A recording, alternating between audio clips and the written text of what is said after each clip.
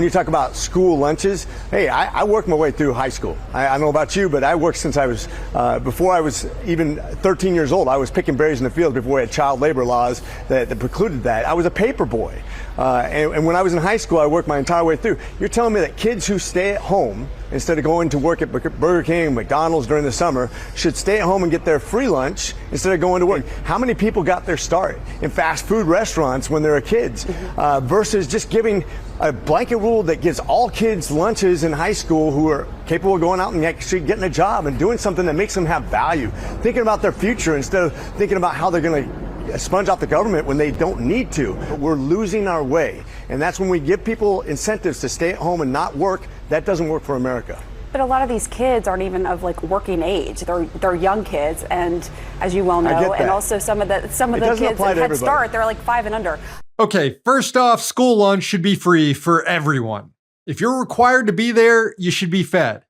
Hell, even a lot of major employers now provide food for their workers who are required to be in the office. A kid has to be at school to learn. No one should be worried if they can't afford the food to make their brains work. McCormick is a doctor. He should know this. Second off, what do you mean you were picking berries in the field before child labor laws precluded that? My man, you were born in 1968. That's 30 years after the Fair Labor Standards Act.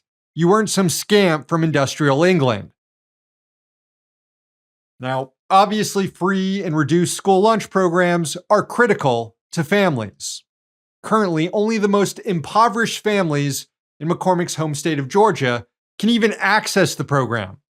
A family with 3 children has to earn less than $32,318 a year, which is extreme poverty wages for 3 kids, in order to qualify for the free lunch program. These are the people that McCormick is targeting. And it's not just to be cruel, although that is part of it. It's also because every dollar McCormick sees going to feed impoverished kids in school is one less dollar that he and his class allies can hold on to through tax cuts. That's all it is. While I was looking into this guy, I discovered that back in the 1990s, Rich McCormick was a contestant on American Gladiators. I was going to show you a clip of him getting absolutely destroyed on the show, but I don't want to get a copyright violation, so just check it out for yourself. Also, McCormick is twice divorced and is currently dating a colleague of his in the House, Congresswoman Beth Van Dyne. So he's laying the groundwork for divorce number 3.